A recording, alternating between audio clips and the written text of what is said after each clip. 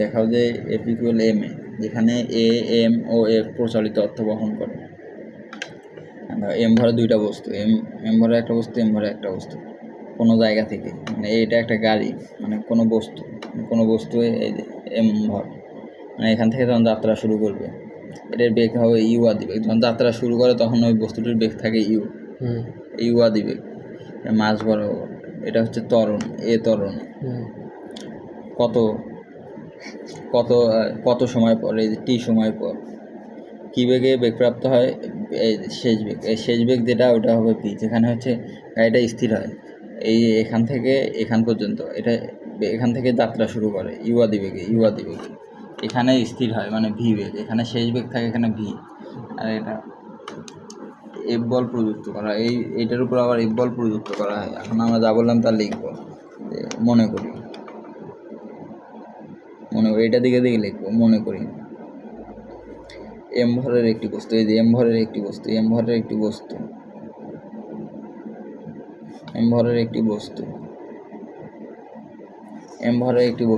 You আদিবেগ নিয়ে যখন গাড়িটা যাত্রা শুরু করে, স্থির অবস্থান থেকে যখন যাত্রাটা শুরু করে তখন ওটার বেগ থাকে হচ্ছে ইউ আদিবেগ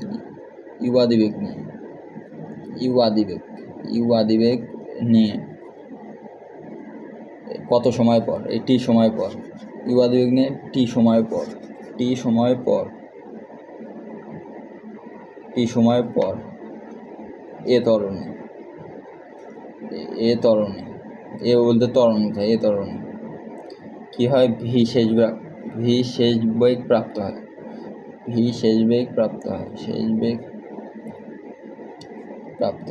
মানে এই চিত্রটা আঁকার পর এটা দেখে দিবা। এটা পরবর্তীতে বস্তুটির উপর এফ বল প্রযুক্ত করা হয়, পরবর্তীতে বস্তুটির উপর এফ বল প্রয়োগ করা হয়। নিউটনের গতির দ্বিতীয় সূত্র অনুযায়ী কি জানি, নিউটনের দ্বিতীয় সূত্র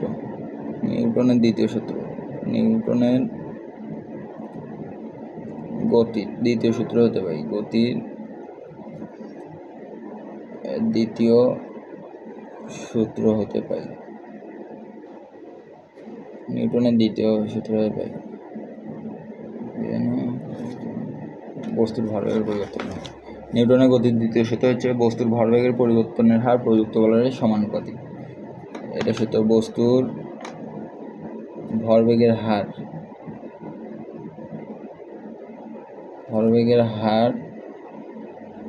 প্রযুক্ত বলের সমানুপাতিক।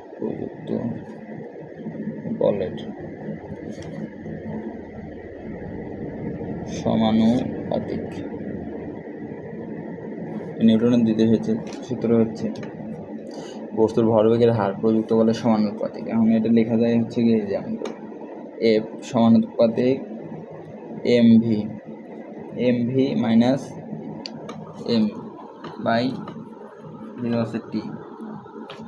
দেখো এখন কি করবো,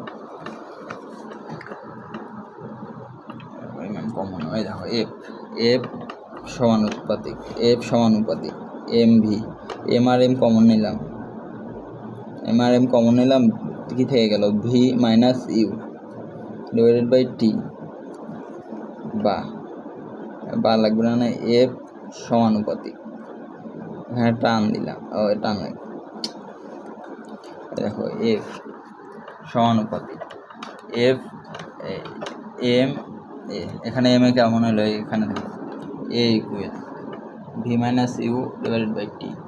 এটা হচ্ছে ত্বরণের সূত্র হচ্ছে V minus U divided by T. এখানে কি আছে, V minus U divided by T আছে না, এটার পরিবর্তে আমরা দেবো এফ ইকুয়াল এম এ, বা এফ ইকুয়াল দিলাম, এটা তুলে দিয়ে কে নিলাম, কে এম এ,